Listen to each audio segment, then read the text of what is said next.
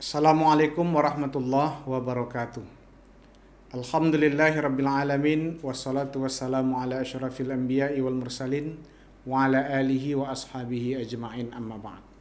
Kaum muslimin wal muslimat, so'imin wa so'imat yang dirahmati Allah subhanahu wa ta'ala, alhamdulillah, bersyukur kita kepada Allah subhanahu wa ta'ala.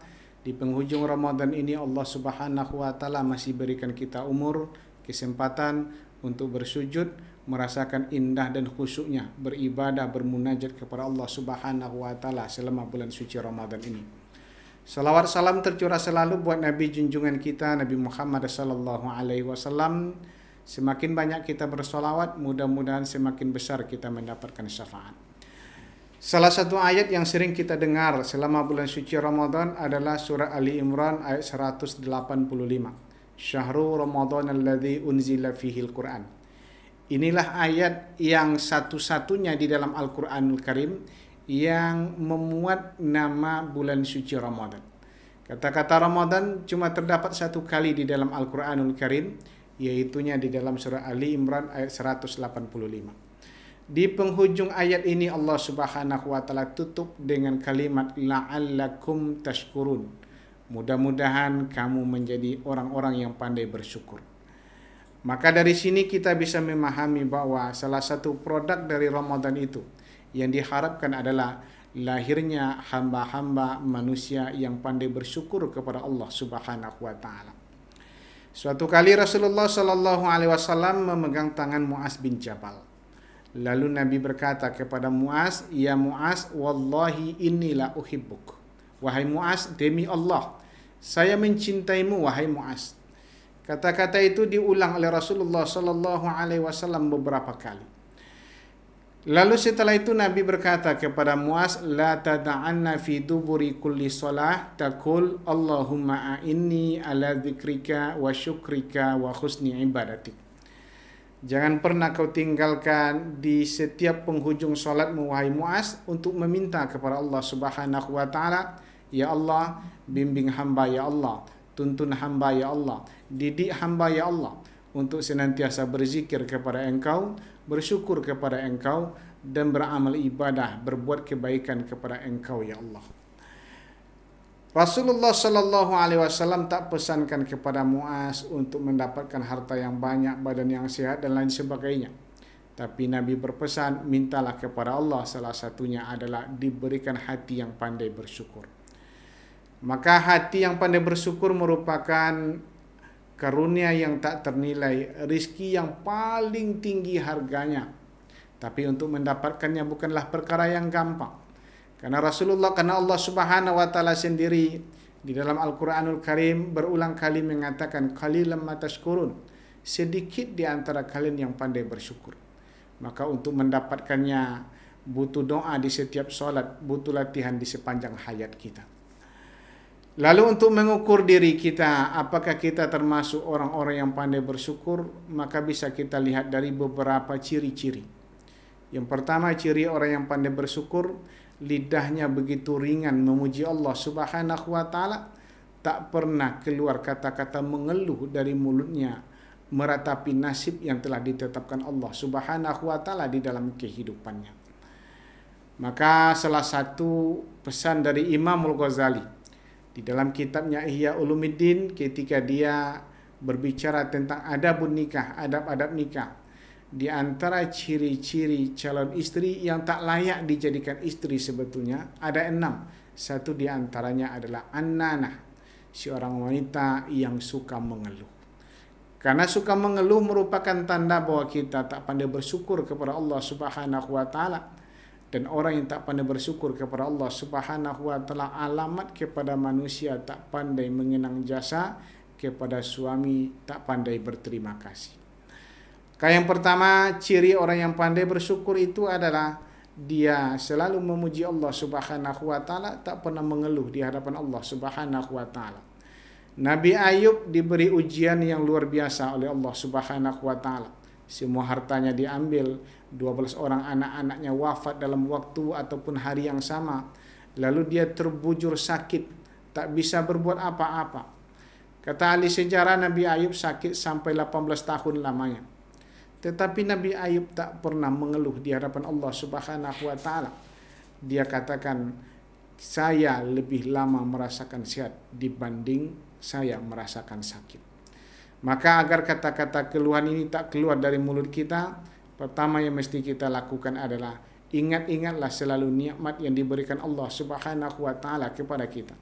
Karena rizki itu tak melulu berupa harta saja. Badan yang sehat adalah rizki. Kawan-kawan yang soleh yang bisa memahami kita adalah rizki dari Allah Subhanahu wa taala.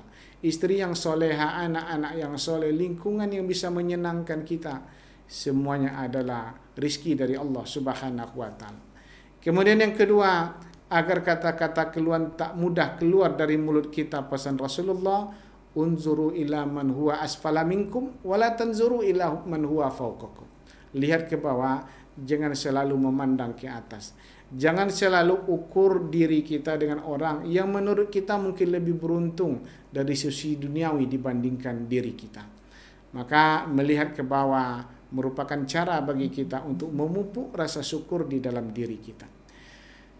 Yang kedua, ciri orang yang pandai bersyukur itu adalah istikhdamun ni'mah li ta'atil mun'im. Dia pergunakan nikmat untuk senantiasa taat kepada Allah Subhanahu wa taala yang memberikan nikmat. Maka apapun yang diberikan Allah dalam kehidupan kita, pergunakan itu sebagai kendaraan kita untuk semakin mendekat kepada Allah Subhanahu wa taala. Kita yang diberikan harta, pernahkah kita berpikir apakah harta ini membuat kita semakin dekat dengan Allah, memberikan sumbangan pahala dalam kehidupan kita, atau justru harta ini membuat kita membusungkan dada, semakin sombong di hadapan manusia? Kita yang diberikan jabatan, amanah jabatan di satu sisi adalah nikmat karunia Allah Subhanahu wa taala. Pernahkah kita berpikir apakah jabatan ini menjadi ladang amal bagi kita, menjadi ladang pengabdian bagi kita, atau justru membuat kita semakin sombong di hadapan manusia? Yang diberikan ilmu, yang diberikan kesehatan, apapun yang diberikan Allah Subhanahu wa taala, pergunakan itu sebagai kendaraan untuk mengabdi mendekat kepada Allah Subhanahu wa taala, karena itulah ciri dari orang-orang yang pandai bersyukur. Kemudian yang ketiga, di antara ciri orang yang pandai bersyukur itu adalah malam yaskurin nas lam yaskurillaha azza wa jalla. Siapa yang tak pandai berterima kasih kepada manusia, berarti dia tak pandai bersyukur kepada Allah Subhanahu wa taala. Maka ingatlah jasa, kenanglah budi, berusahalah untuk senantiasa membalas segala amal perbuatan baik yang pernah kita terima dari orang lain. Kata Rasulullah sallallahu alaihi wasallam, siapapun yang pernah berbuat kebaikan di dalam hidupmu, yang pernah menabur jasa dalam kehidupanmu, maka balaslah dengan kebaikan yang setimpal, kata Rasulullah.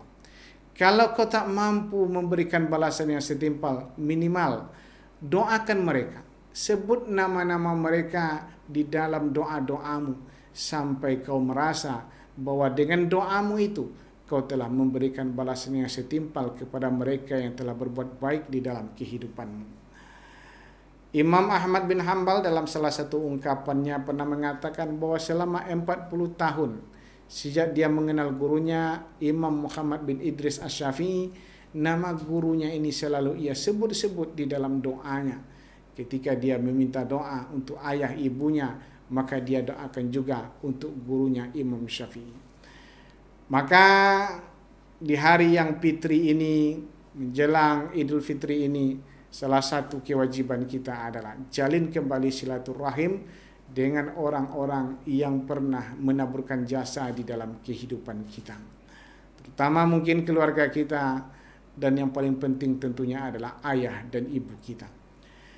Yang keempat, di antara ciri orang yang pandai bersyukur itu, kata-kata syukur itu memiliki makna yang semakna dengan tanah yang subur. Artinya apa? Karakter sifat orang yang bersyukur itu seperti tanah yang subur. Sedikit dicurahi hujan, tapi banyak menumbuhkan tumbuh-tumbuhan. Maknanya apa? Sedikit diberikan rezeki oleh Allah Subhanahu wa taala, tetapi banyak berbagi dengan orang-orang yang ada di sekitarnya. Maka ciri orang yang pandai bersyukur, nikmat itu tak pernah berhenti di tangannya saja. ketika tangannya menerima rizki nikmat dari Allah Subhanahu wa taala, rizki dan nikmat itu mengalir kepada orang-orang yang ada di sekitarnya. Maka Idul Fitri merupakan hari di mana kita bisa berbagi dengan orang-orang yang ada di sekitar kita. Salah satu syariat di penghujung Ramadan ini adalah diwajibkan bagi setiap kita untuk membayar zakat fitrah. Artinya apa? Kita diperintahkan untuk peduli dengan orang-orang yang ada di sekitar kita, dengan orang-orang yang mungkin membutuhkan, yang masih menengadakan telapak tangan mengharapkan uluran tangan dari kita. Maka sebagai wujud rasa syukur kita, nikmat yang kita terima, rezeki yang kita terima, mari berbagi dengan orang-orang yang ada di sekitar kita. Mudah-mudahan Ramadan datang dengan membawa keberkahan, Idul Fitri datang dengan membawa kebahagiaan, dan mudah-mudahan selama Ramadan ini kita bisa menempa diri kita menjadi hamba-hamba yang bertakwa kepada Allah Subhanahu wa taala, hamba-hamba yang pandai bersyukur kepada Allah Subhanahu wa taala. Billahi taufiq wal hidayah. Wassalamualaikum warahmatullahi wabarakatuh.